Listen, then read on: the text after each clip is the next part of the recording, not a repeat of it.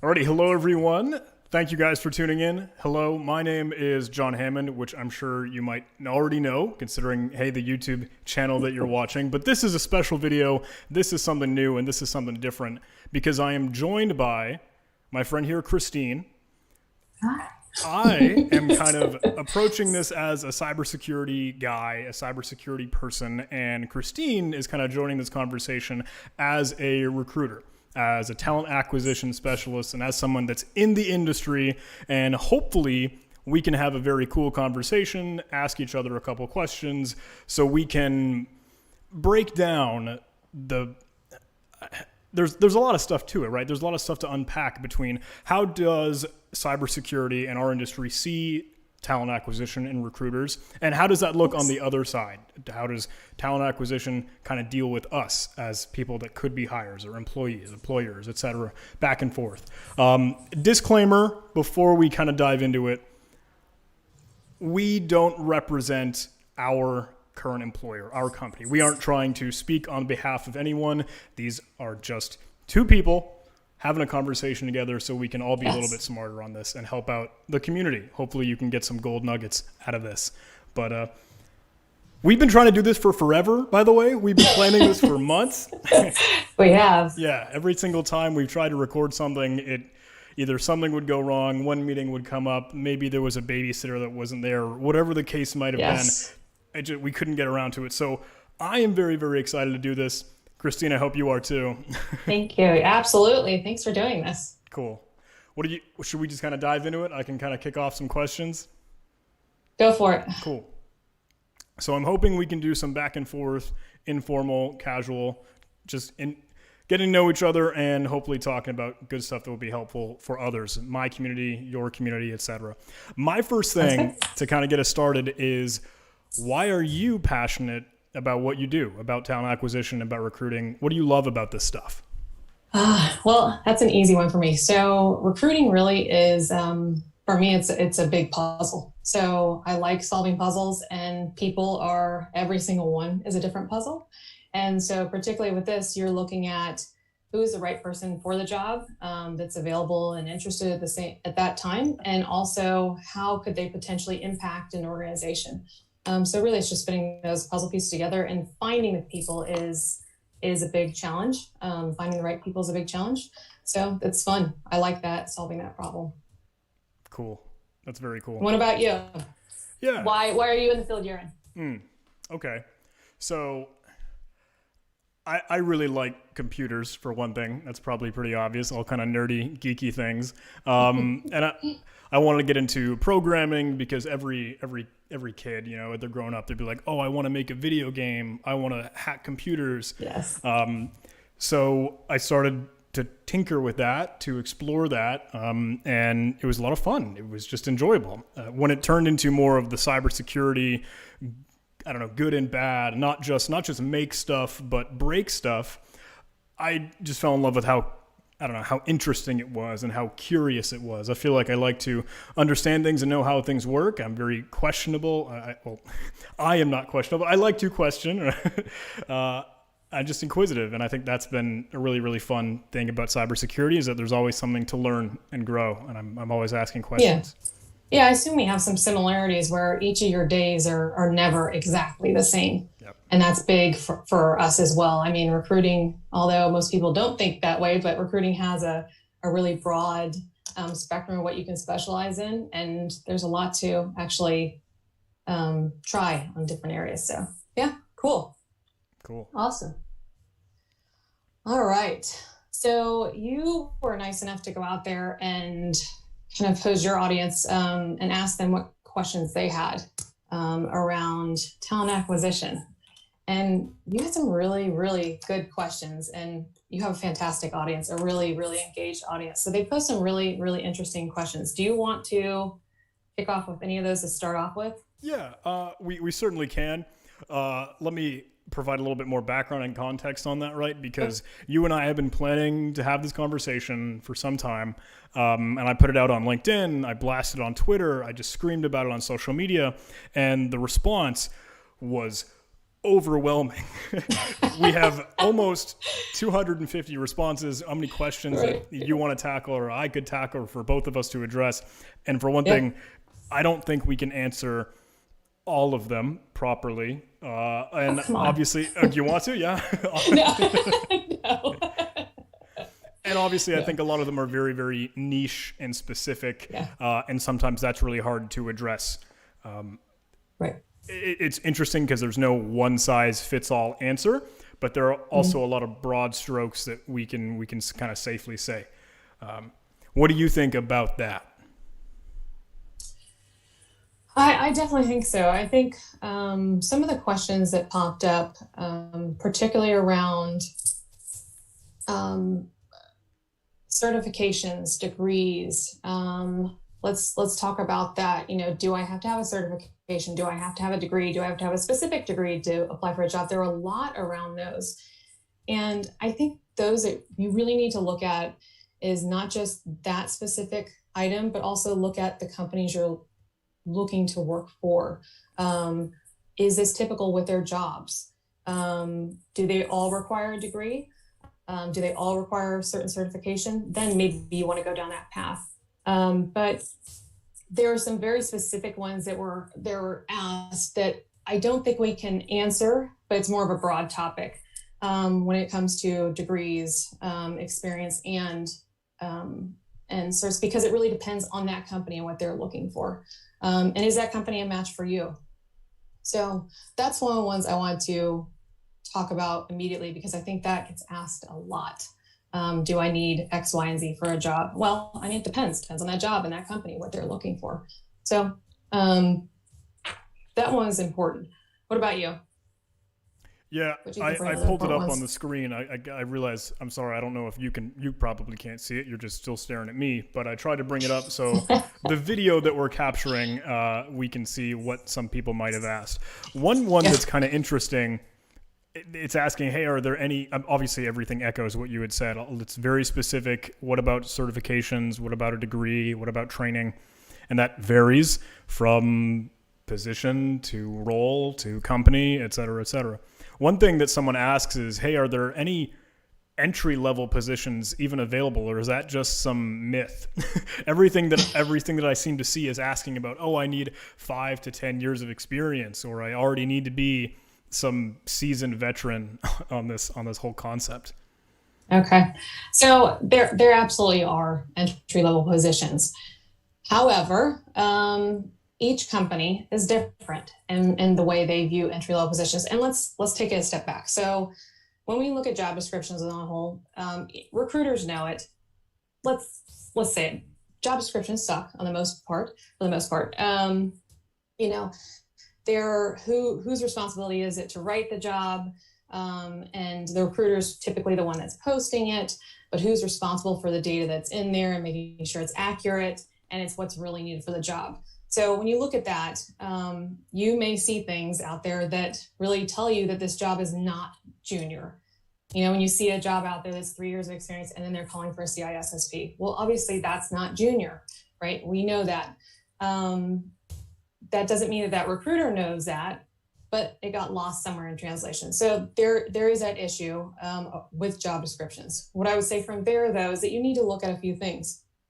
One is just applying for the job the best way to get into an organization? And the answer to that is going to be no. We know that referrals, whether it's someone you really know or someone through a network that you know, is the best way. A social referral is the best way to get into a company. So I would go that route, and I would connect with people with that organization and find out really what's needed. Cool. Do you think there are any other kind of specific ones we should dive into on that?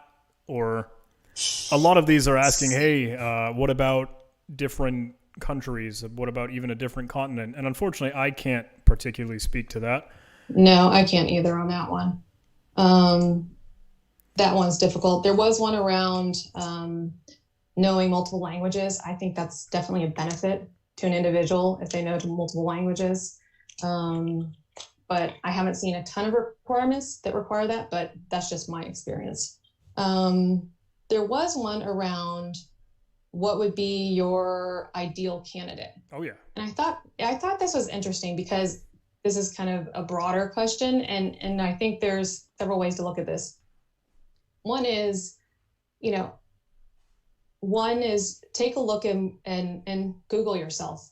Look at what you're putting out there as publicly available information. So what does your image say? Literally the picture you have. What things are you following publicly online? What does your LinkedIn profile say? There are several people that I've connected with that actually their profile talks completely about a different type of role, but they really want to be in cybersecurity. Well, if that's the case, you really need to move your profile to showing up as a cybersecurity profile, even if you're looking for an entry-level role. So the ideal candidate is one that, for me, answers the questions to make my job easier. And what is that? My job as a recruiter is to fill jobs. There are a lot of us that are really nice and will help people out and to try to provide additional information on whether it's your resume or resume building or networking or kind of like what we're doing here. But at the same time, my main job is to fill my jobs. So, I'm not the best for career guidance. If you want to start there, there are plenty of people out there, Katia Dean, or going to, cyberseek.org, one of those places and getting additional information. There's tons of people you should network with. Obviously, John, you're one of them.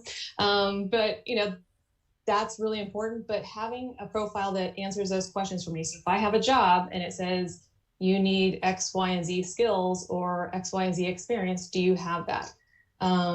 And then also the flip side of that is if I go to that profile on LinkedIn, are you talking about things that, in my organization, we don't want to cover those things, maybe, I don't know, let's give an example of things that we wouldn't necessarily see. Like I necessarily don't want to know about a person, right?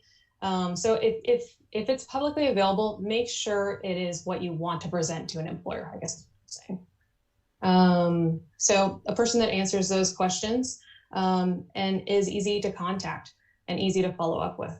So yeah, Okay. those would be the big ones. Cool. This is cool because now my mind is starting to go into different places of things that there's a lot to unpack, right? Because when I think about us, I guess my world, the culture, the community, the scene in InfoSec or cybersecurity or some of that. And I'm obviously not trying to speak for anyone or making any or I don't mean to be making any big assumptions, but I think there are two different kinds of people. Some that will be very, very open and very, very willing to talk about themselves or discuss and showcase and present the stuff that they do out online. Like, I think I'm a stupid fine example of that. Cool. You can see me screaming on Twitter. You can see me everywhere on LinkedIn, obviously the YouTube thing. Right. On that same coin, there are some people that really, really want to keep that anonymity and want to remain private. Absolutely. And will work with an alias just because they don't want to be out on the internet. From what you're telling me, it sounds like, well, that doesn't really help if you're job hunting, right? Right. I mean, look at what recruiters do. They're going to do, if you're doing a pen test, do you do the most difficult rabbit hole chase first, or do you do the easiest thing first? The easiest thing to do is to check LinkedIn, right? So we start there first, and do we find the nuggets to solve our problem there? Cybersecurity on a whole is harder in that regard. Just like you just talked about, there are plenty of people that don't have a profile online anywhere. But if you want to be found, then you have to be found. And it's okay to make that judgment either way. There are ways you can work around that. But, in that case, that's if you're somebody who says, hey, I don't want to be online, that's where I would connect through, the different B-Sides organizations, the different meetup groups, any of those groups that you can connect with people and let them know that you're looking for a job. Okay, so you don't have an online profile, but you're connecting there and making those connections and hoping that, that person can lead you to the right position or your next job. So that networking piece is going to be big there with those groups. Cool. That's very cool. I like that. It's like, I always tout kind of the same thing. Hey, go to B-Sides, go to conferences, go to events. And I remember you told me, hey, you were going to something, I don't know, it was B-Sides Tampa or where it was, but you were hosting a resume review workshop. Yes. So one of the humongous questions we see all the time is, okay, on our resume, what is the most important thing? Do they care about the degree? Do they care about experience? Right. Do they care about certification? And if I'm echoing kind of as what you spoke to earlier, forgive me, but I know all the time they ask, hey, I don't have this certification. Can I still get a job? I don't have a bachelor's. Can I still get a job? Right. Anything on that? Or? Yeah. I mean, it's going to depend on the company. Yeah. Okay. Yeah. I mean, each, with the directive that came out recently from the government in regards to moving away from requiring degrees for all positions, I think you will slowly over time see that start to transition. Particularly we know around government contracting, you've got to have those basic qualifications. And I think you'll start to see that change over time. And that's fantastic because there are plenty of people that, a traditional education didn't work for them.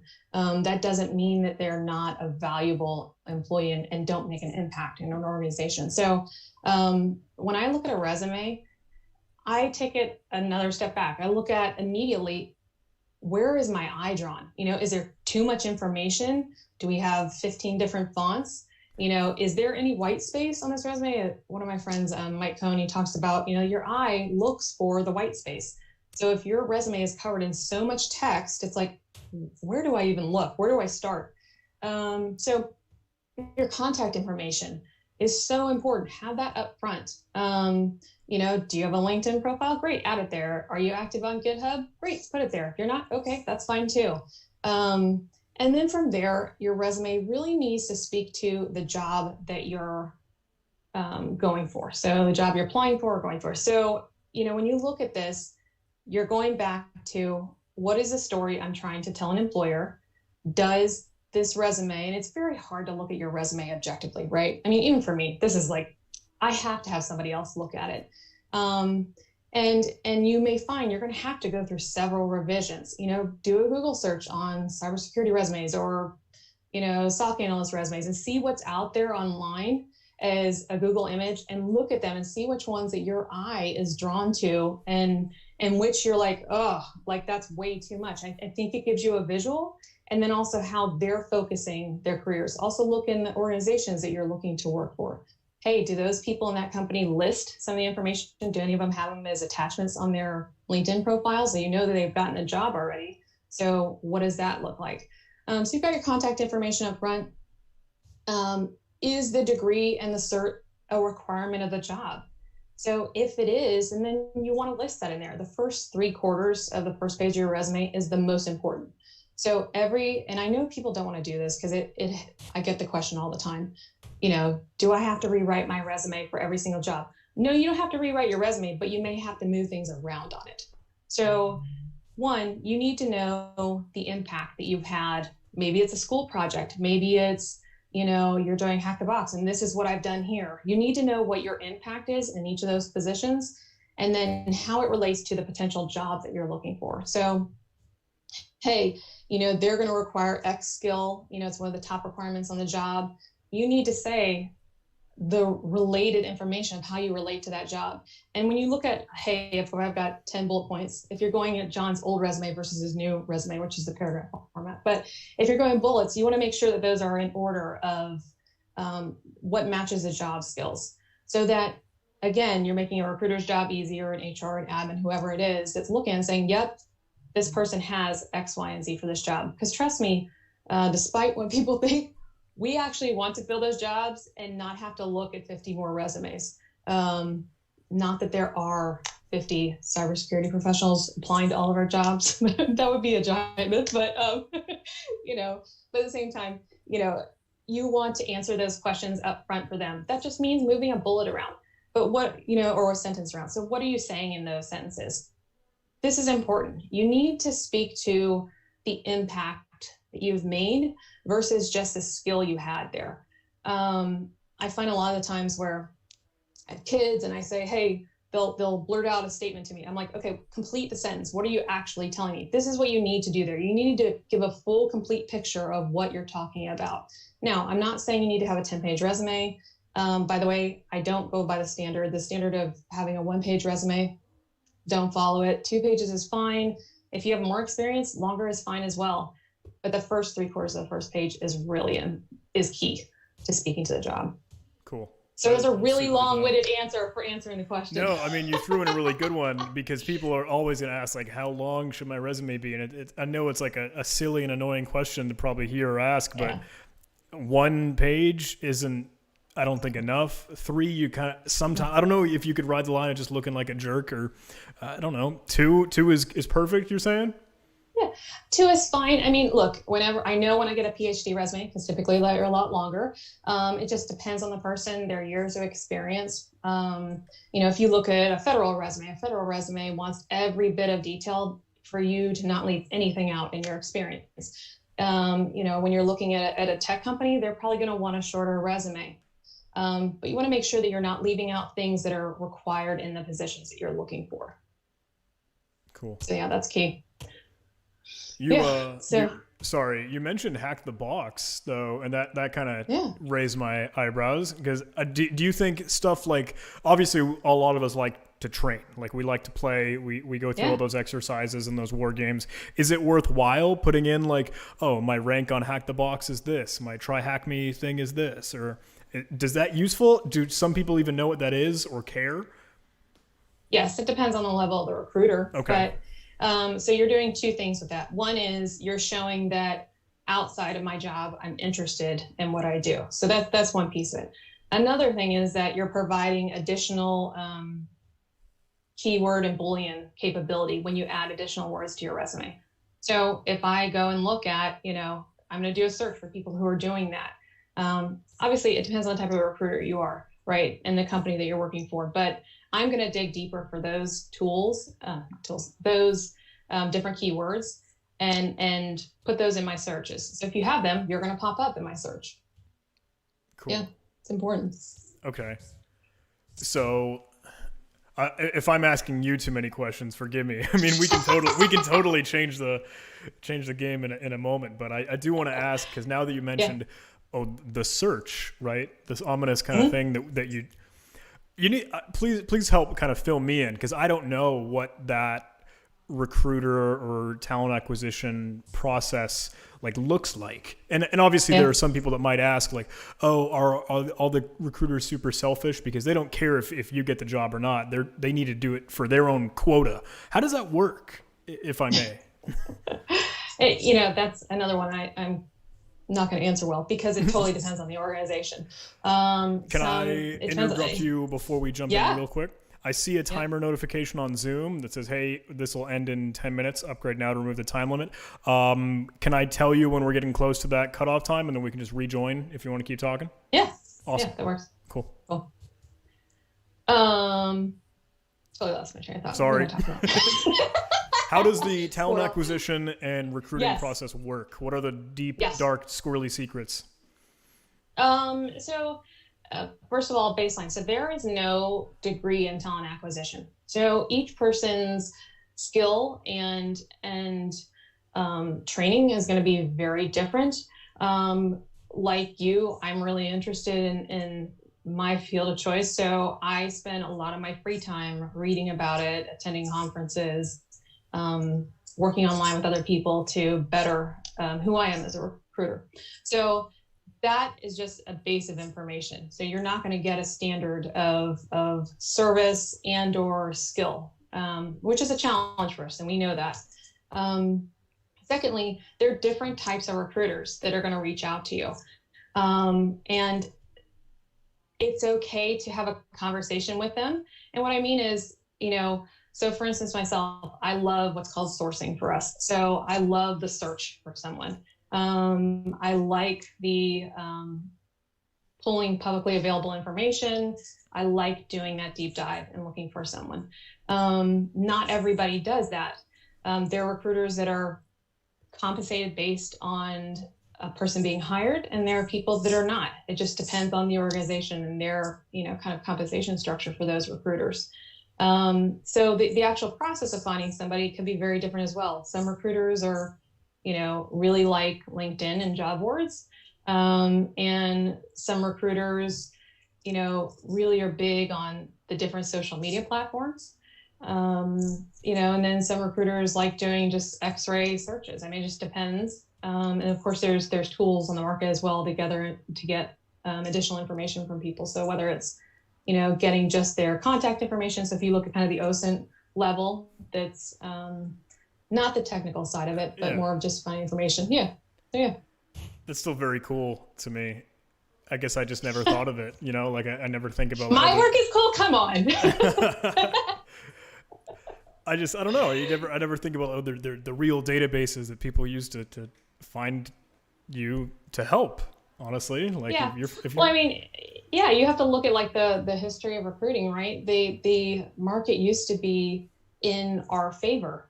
Now with the internet, you have to be fast and smart about what you're doing, and particularly with a group of individuals that may or may not be online, and are also getting contacted left and right by different organizations, and for positions that may or may not be right for that person. So we won't go there, but no, that's a challenge. But we know that how quickly we get to you and how effective we are in our messaging is very important. Okay. So yeah. Okay.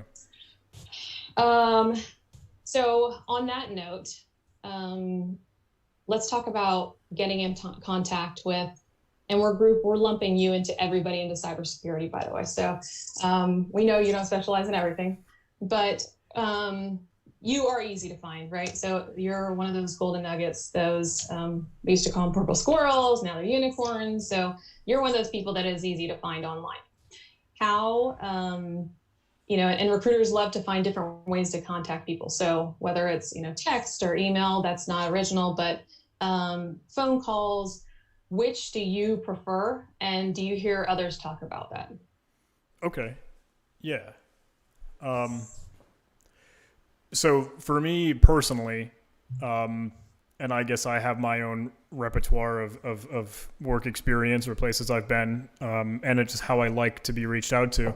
I prefer a classic email, in all honesty, just because it also gives a little bit more control to me, and then like I'll respond to you when I have time to respond to you, Yes. and if I even want to, I could be a jerk and just totally ghost you, which I'm sure is Right. another can of worms we could get into. Yes. The phone calls I don't like as much unless we have planned that or already coordinated, like, hey, I can chat with you at this specific time.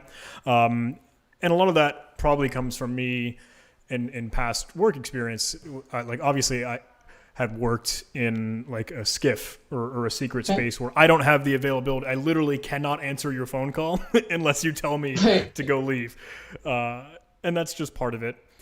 Texting, honestly, I've never actually had a conversation with a recruiter in that realm. I think that would be very cool personally, just because I think that adds a little like personal touch, and it makes me feel like, hey, we're bros, we're buds, I would like that, but it would, I guess it would kind of depend on the approach. If like, hey, are they being friendly? Are they willing to? Are they visibly on my side to help me and kind of help me grow? So the flat, stupid, easy answer in my case is I just prefer emails or a silly LinkedIn message. But I mean, as you might say, well, then I could very easily not respond, and that probably doesn't help you on the recruiter side. Right. Well, what about thinking in terms of, so say that you do open an email. Are there things that immediately when you look at an email are going to turn you off or are going to potentially turn you on to actually reading it? Yeah. Okay. Truth be told, right? Transparency. I am a greedy guy. Like first thing I'm going to look at is the salary. Like absolutely the first thing I'm going for is the number, is the compensation. Because sure, we're talking about cybersecurity. We're talking about red teaming, pen testing, adversary emulation, blue team, SOC, CISO. I don't know. All that stuff is typically a well-funded industry. So if the number is not either where I'm at or close to it, and they're giving me other benefits. Okay, remote work is something that I personally care about. That might differ for some people. And obviously in the different situation, maybe someone has a family that they want to be either close to, or they care more about benefits than specific day-to-day compensation, etc. That is my immediate eye grab is the salary and the number. So I need them to tell me. If that is not included, I will either ignore you or wait a very, very long time and then be like, oh, hey, actually, what was the salary on that? And I'll be direct. I'll be like straight up, like, I'm not going to give you the time of day unless you can be honest and tell me what it is. Truth be told, that's my transparent answer anyway. Yeah. So, I mean, when you look at that, there are a lot of organizations that don't allow recruiters to put that information in an email.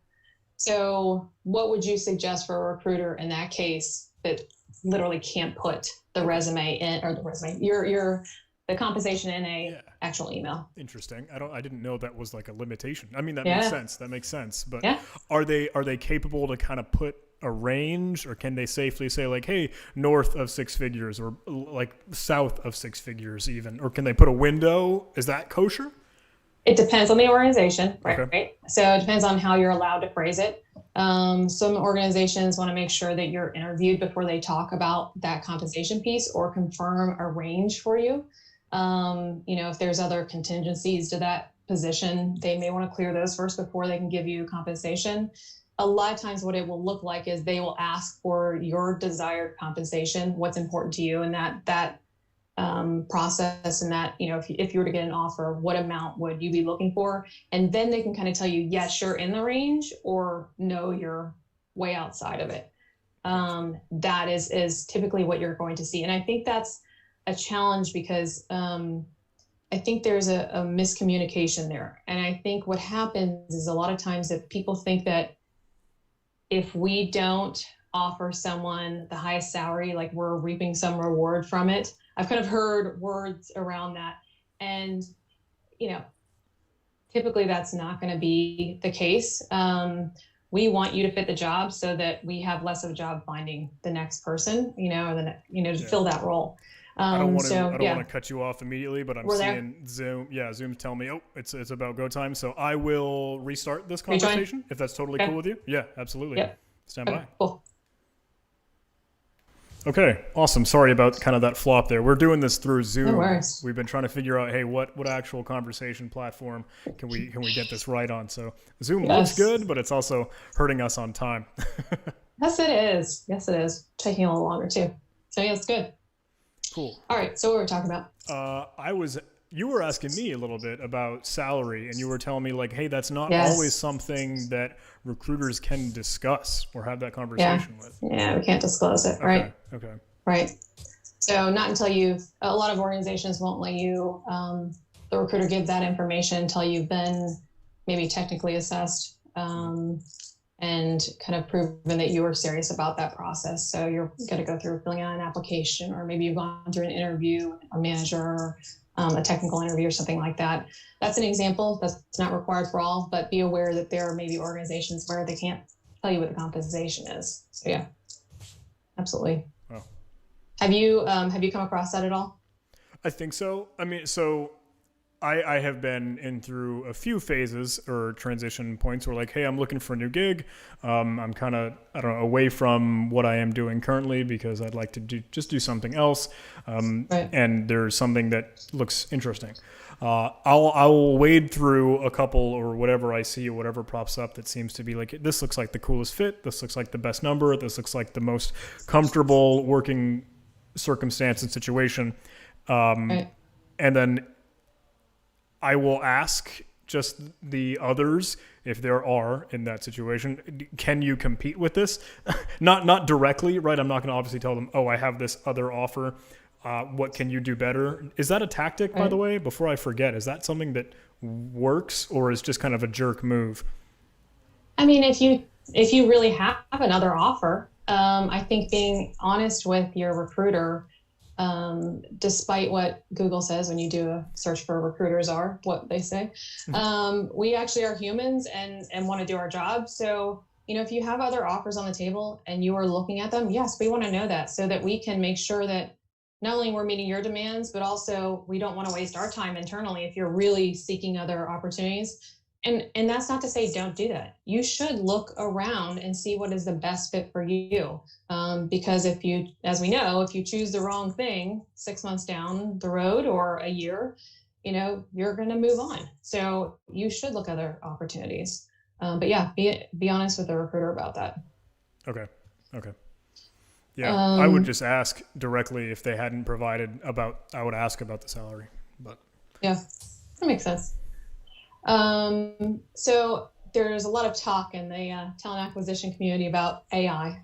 We know it's not AI. We know it's not, but it's one of those terms right now that's the it phrase. So technically machine learning, I'm not saying it's AI.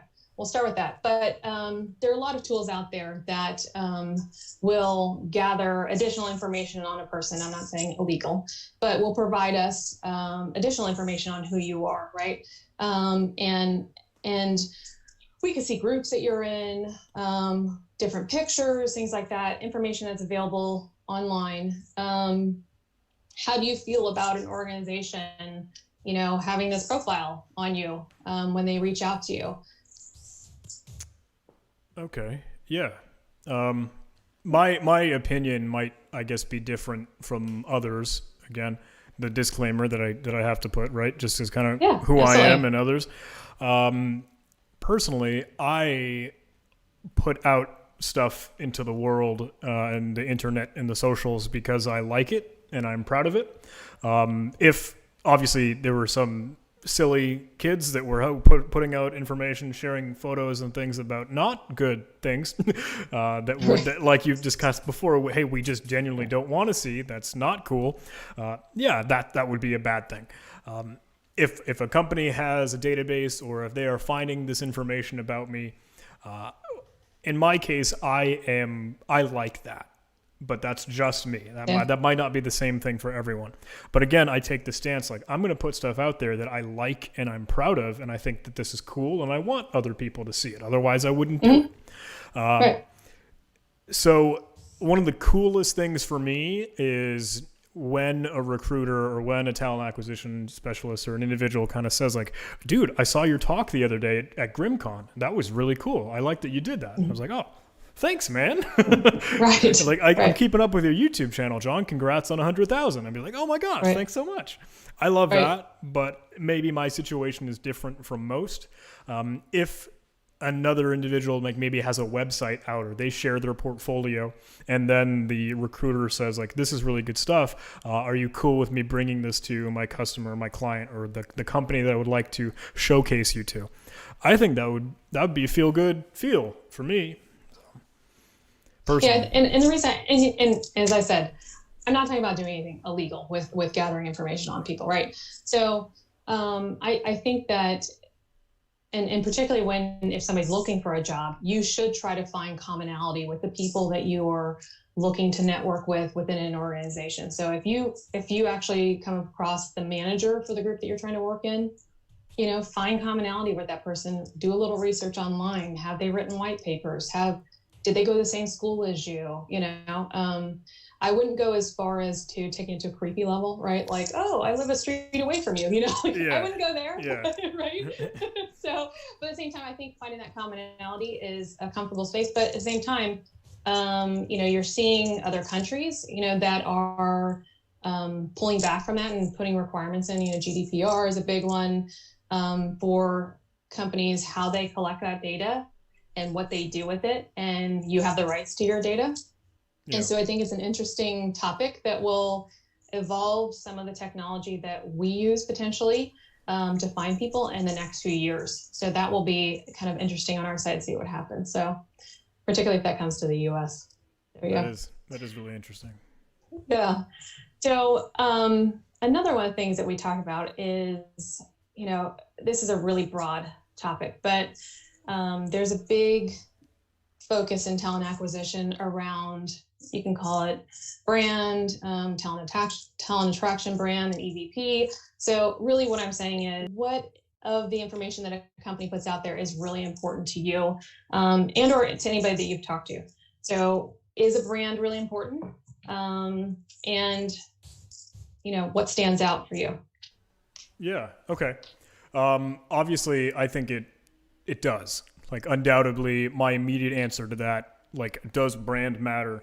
Like, yes. Yeah, straight up. Like, obviously, someone will be like, hey, I want to be the next Google or Facebook or FANG, the whatever the giant companies, or whatever that acronym is for the cool hip places to work and be a part of these days.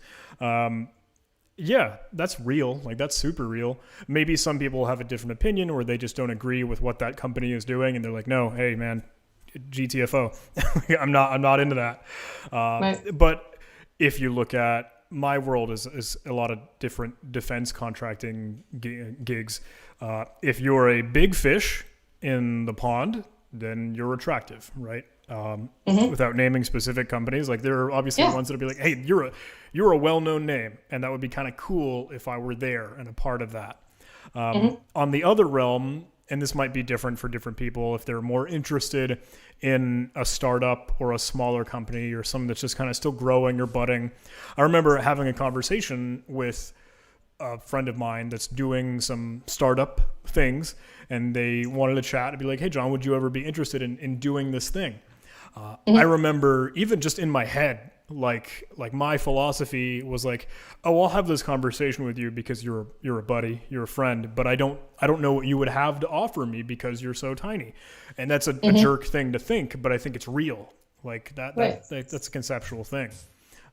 You're an unknown, right? Yeah. But they're an unknown, right? Yeah, that makes sense. There may be, I hear, this is interesting, I think, in my mind, because obviously if you're a ginormous conglomerate, they could say, I know the phrase, there's such thing as you're too big to fail. And I think on the other side of that, you can be so big, it's too big to not fail. Like, it has to. Like, okay, this isn't going to be good because I'm just going to turn into a number. I'm just a cog in the machine. No one particularly cares about who I am. I'm just an entry in the database. It's all over the place. Maybe I'm sorry, I'm not giving you a good answer because there is no good answer. I think it's partly personal preference, right? Yeah. But what research would you do on an organization, saying it's one that you had never heard of before? What would you do? Okay. To go out and research a company? Yeah, I absolutely do a Google search. I look at Wikipedia pages because that's always like the first thing that comes up, and whether or not that's accurate or not. But I like to look for news articles, because if I can see like, hey, this company just did whatever X incredible thing, their growth is going crazy. Who knows? That's very cool. Maybe again, if that's a smaller company, maybe there aren't going to be so much common stuff about bigger ones. I will also look at, I don't know if it's AngelList or Glassdoor or whatever those things are. That'll tell you about like the quality of life there, like how the work actually is. Are you cool with the management? Is it, I don't know, do they provide the benefits that you would be actually expecting and were promised? Stuff like promotion cycle, I don't even know. It's just cool to get other people's opinions, because sometimes you don't always have that insight. I think one of the greatest things, maybe this is a tangent, but I think one of the greatest things a talent recruiter or talent acquisition recruiter could do is when they're having a conversation with a potential candidate, if they could say like, hey, I've got this person I've got this employee that's actually in the same department or same group, or it would be a coworker that you would be working with. Are you cool if I set up a conversation between you and them just to get the real deal? I don't know if there's a risk in that from the HR perspective if that person gives bad news, but it would be really, really cool just to be like, hey, this is going to be the person that I'm really working with, and it's awesome to really get their opinion like unfiltered, No, I think that's a really good idea, and I think that if more organizations did that, it would help their hiring process, because a manager is going to give you, if you do an interview with a manager, they're only going to give you so much information around the position because they're in a management position. If you're able to talk to potential peers, I think that's hugely helpful to get a full round, well-rounded view of what the group, program, organization is really like. That's a big one. Okay, let's go with the one that's really kind of silly. So recruiters just starting in recruiting in cybersecurity. And all of the lovely images out there are of you all wearing hoodies and sitting in dark rooms and potentially, growing mushrooms. So I see that you're in a lit room, but is this a common thing? Do you all sit in hoodies in dark rooms? No. No. It's funny. There was like a thing on Twitter some time ago where all these whatever InfoSec or cyber people were being like hashtag no hoodie. I don't even know what it was, but it was like a normal picture of just a person in their backyard. Right. Here's sunlight. No, we're not. And maybe there is a stereotype that could be true to some extent in some crevice or enclave, but there's absolutely not all of us are that. And some of them that are incredible and super cool. Yeah. And like the nicest people and the smartest people you could ever know. Yes, I know a few very well, so yes, I'm familiar with that. Awesome. Oh, goodness. And so another one is that, I think recruiters get really comfortable with a particular platform. So as I've told you, LinkedIn, that's easy, right? I know not everybody wants to be on LinkedIn, particularly getting all their end mails, right? But let's talk about some of the other platforms that are out there. So Twitter, Facebook, Instagram. I know the answer to this, but where do you see that there's some generalizations of individuals in the cybersecurity world where they are, if they are online, or are they spread out? Yeah. You mean you've already said like, hey, I know the answer to this. Yeah, Twitter I think is where a lot of the InfoSec folks go, and it's interesting.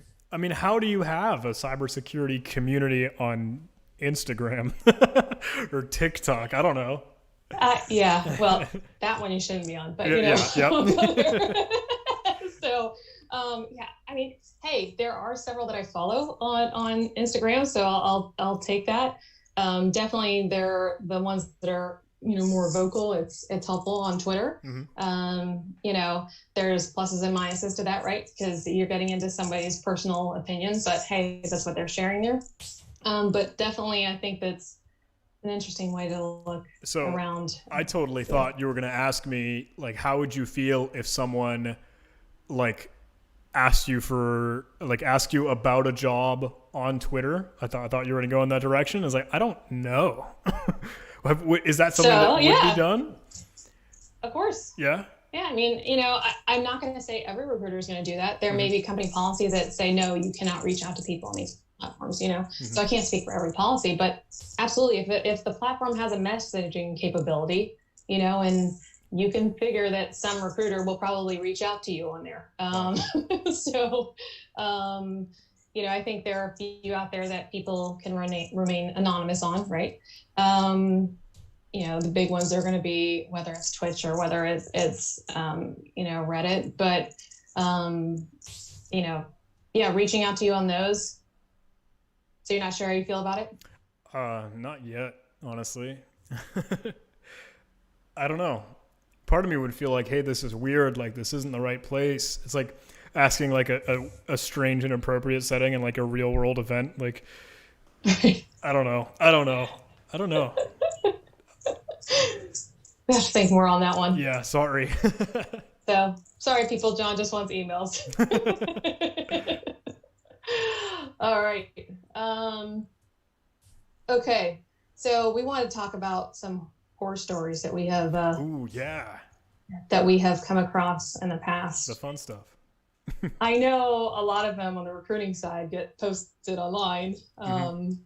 So yes, I've read a lot of those. But did you see one of the recent ones? And I don't know if this is something you've been keeping up with, but there was like a Kubernetes job posting. It was like required of 12 years of experience in Kubernetes, and like the following picture right beside it is like this technology's been out for 6 years or half that or whatever the case may have been. Yeah. That was awesome. Yeah, that goes back to job descriptions. Hey, two people are more than two people typically are responsible for that job description. So yeah, that's not a good representation of my industry, but hey, not just our responsibility, but I'll take it for this purpose. So yeah. So what else though? What else have you seen? Oh, okay. Oh, if we're looking at my side for horror stories, one of my pet peeves, or I guess I've seen, and it would absolutely throw me off, is getting like a LinkedIn mail or message or an email, and the heading, like the introductory message to the email, is typically "Hi, John," or "Hello," or "Dear individual name." If it's an egregious, obvious copy and paste, and it's a "Good afternoon, Joshua," and if it's like the wrong name, then I know, like, oh, come on, man, you really just lost a couple points with me. Right. Yeah. And there's different methods, for recruiting. Some individuals like to do the higher volume, so they're going to use that method. Right. And some people, are going to do individual messages. There's no standard there, and it works for some organizations in one way, and another organization. So yeah, that can be a turnoff for sure.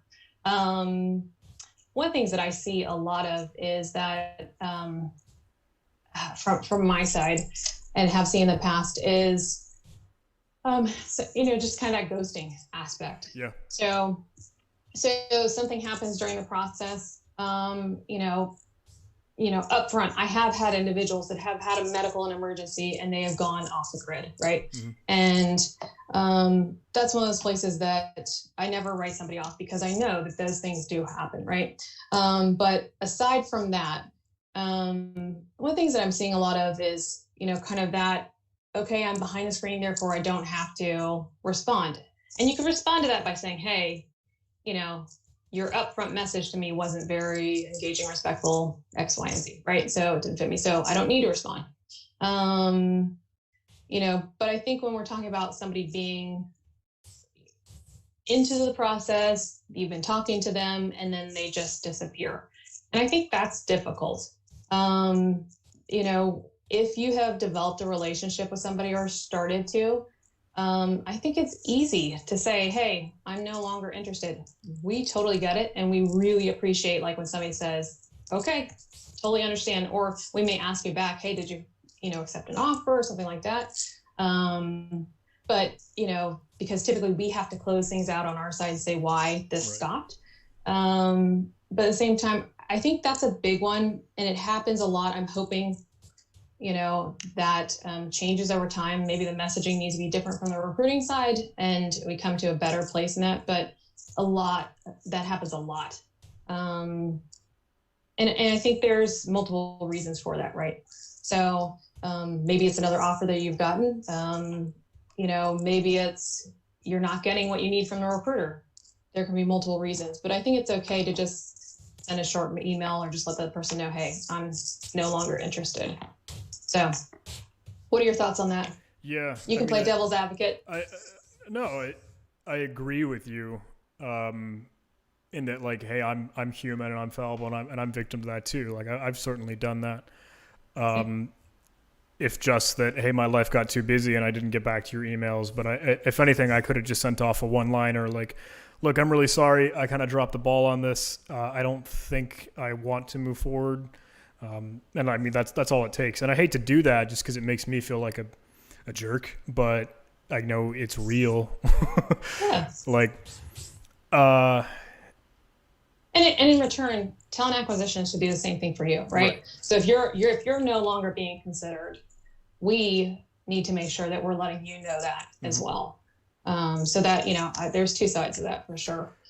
When that is the case, if there ever is a look, I'm really sorry, we're just going to be looking at other candidates. I think that is best done in a personal message in an email. If it's an automated thing, then it's just like that's a knife to your heart. Especially if someone's really, really looking, and they're desperate is not the right word, but they're eager and they really want something. Right. That kind of sucks. So yeah, I mean, I think myself just going through, I've done talent acquisition for a long time. And just going through a more recent job change, even though I'm around it all the time, you do get desensitized to the feelings around that. And you know, let's be honest, you're not thinking about it unless you're in that situation. And so, you know, I think talent acquisition needs to look at that honestly and realize that there are people on the other side of the screen, and that's important. So, I mean, that brings up a really good point. There was another piece to that that we kind of haven't talked about, but I wanted to cover because I've seen a lot of information online about when you apply, you know, kind of how you get sorted. You know, potentially there's 150 people that are qualified, right? So we're going to have this hypothetical situation, okay, which doesn't almost ever happen. But so with that, when you apply to a company online on their website, you're going to go through typically either a CRM or an applicant tracking system. One is based on engagement with you. One is based on really tracking you through the application process through to hire, and all those workflow statuses. Some organizations do have tools that will filter the individuals that come in to the jobs. So it will look for keywords in your resume. It will know, some of them are using AI, so it's not really AI, but some of them are using tools to say, hey, we know that you have successfully hired these people in the past. These resumes look like this type of a person. You potentially want to hire these people or look at these people. So some organizations have those tools. There's not a standard of that. Some companies just have literally an apply button. You fill out your information, and then you go into a bucket of people, no matter how big or small it is. And that's up to the individual on the other side inside the company to review all those people. So there definitely is. I've seen a lot of kind of subreddits around that lately about, hey, every company has, you know, these filter where they filter everybody out. That's not the case. A lot of times it's manual. So it just depends on the company. But with that applying and going through to an applicant tracking system or a CRM, there's some things that I consistently see is, one, when you're submitting a resume there, this is where you want to have that text-based resume. So the graphical resume is fantastic. It's gorgeous. I've seen several of them. I saw some last weekend with B-Side San Antonio. You know, but at the same time, the ATS is, depending on who they use for parsing the data off of your resume and putting those into those fields, may or may not do that correctly if you have a graphical resume. That doesn't mean don't use PDF, but if you have one with a lot of, you know, a lot of graphics in it, it can sometimes cause issues on the other end. And that then leads to a picture of who you are and you didn't even know it. So the resume that pops up for us every time somebody would search in an applicant tracking system is this resume that's all, you know, messed up. You know, you don't want that. So you guys would never know that unless you saw what it looks like, but it can really mess up the format on the other end. So make sure that when you're submitting through online an applicant tracking system, which you wouldn't know it's an ATS, but at the same time when you're submitting through online, making sure that that is a text-based resume. That is super good to know, because yeah. like even I tell people like, oh, everything should kind of be text, right? That's how you're going to make up your resume. I don't think including a picture of yourself is necessary. I think that's kind of stupid. But I tell people, hey, go ahead and put like the logo of your certifications on there. But I mean, I know you're right. That's a good point. If they do whatever like OCR or stuff to scrape that out, well, that's just going to muff everything up. If it's just as simple as having a copy of your resume with the picture removed, then why not? Like, that's easy to do. Yeah, I think what the challenge is, a lot of the formats that you're seeing coming out of the different Word editors, document editors right now are a lot of these really cool tech-looking resumes. I know I had one previously as well, but I tested it to see what would happen, and it was junk on the other end. So just be aware of that. And a lot of the times these systems will allow you're going to create a profile and it'll allow you to see what the person is seeing. If they do, obviously look at it, open that when it says there's a document that's been uploaded, look at it. I'm not saying don't use PDF. That's not what I'm saying. I'm just saying those images that you're talking about, like for the certs and stuff like that. In that case, I would have those at the bottom of the resume, and it depends on the parsing tool that they're using, how that shows up in the format on the other side. So Cool. yeah. That's super good. Appreciate it. That's good. Yeah. Thanks. Yeah. Okay. Any other questions on your side? Yeah. How else can I help? What? Let's see. You asked me a question. What's a big turnoff, or is there any? And I kind of gave you some of the approach. Is there anything that I guess if I could turn that question over to you, what do you hate to see, or what is really not going to work?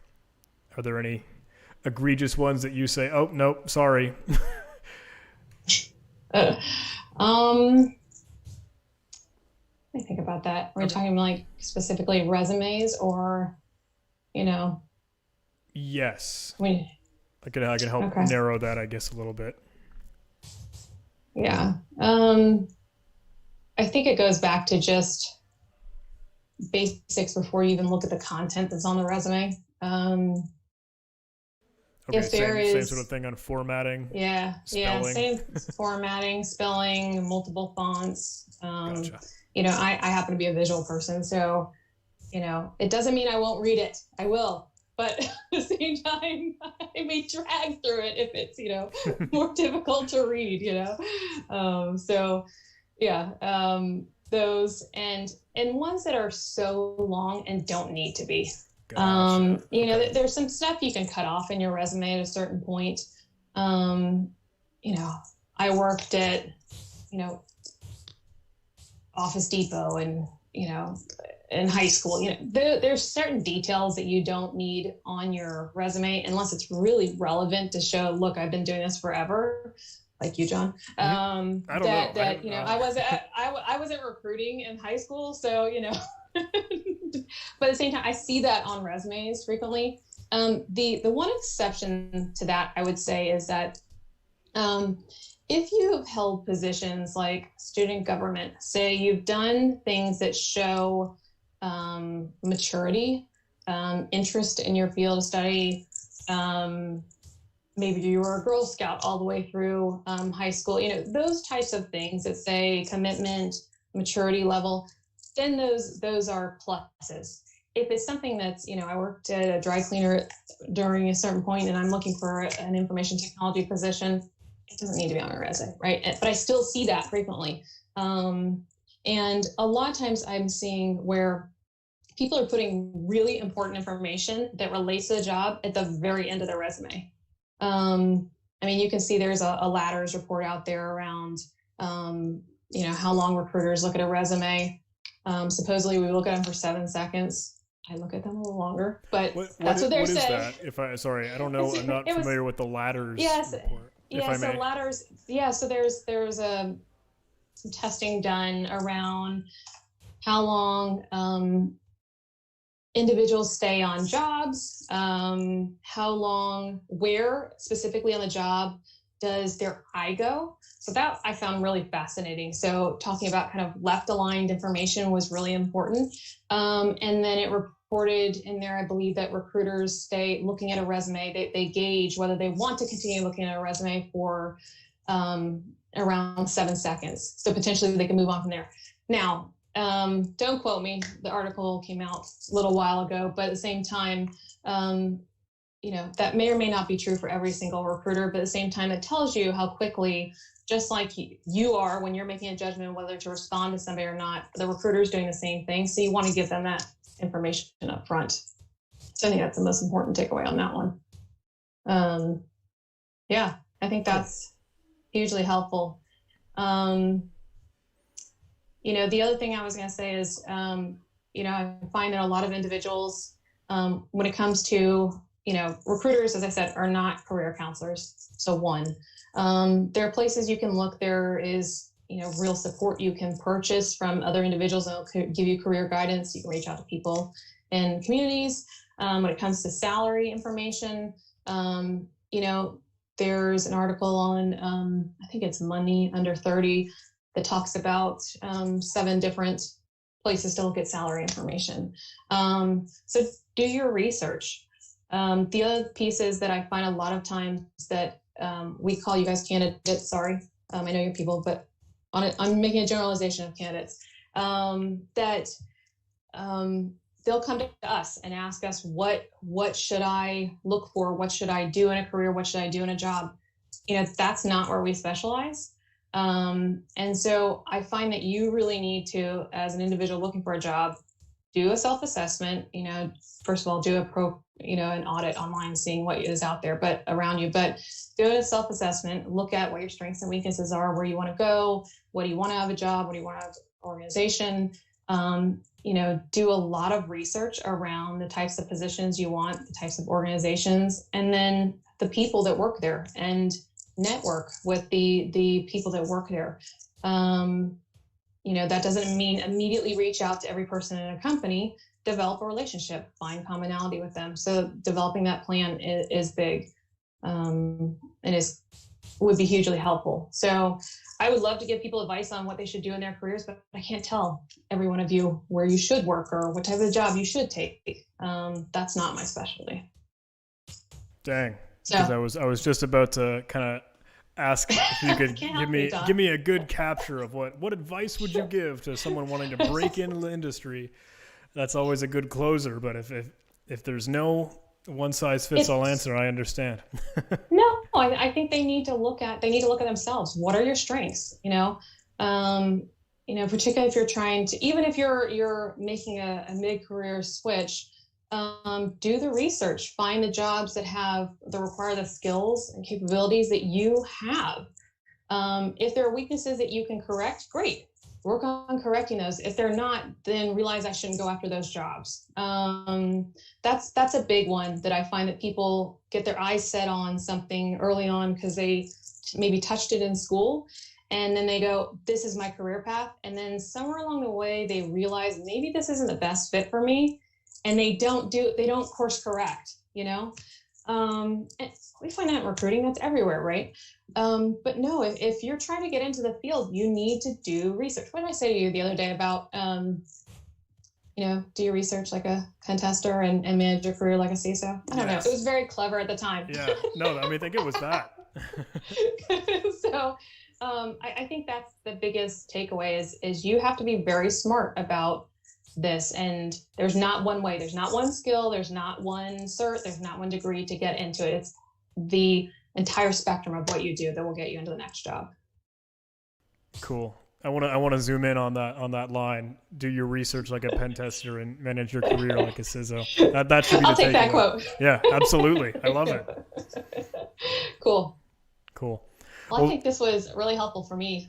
I hope it's helpful for you guys as well. Oh, I hope so. I really, really think so. Honestly, even me just hanging out and listening, there's definitely a lot that I can take away from this. So I think it's awesome, and thank you for being willing to just have this conversation. I think this has been really, really great, and I hope it helps both sides, because I know that was the goal here, was both communities. Hey, well, let's kind of break down those walls.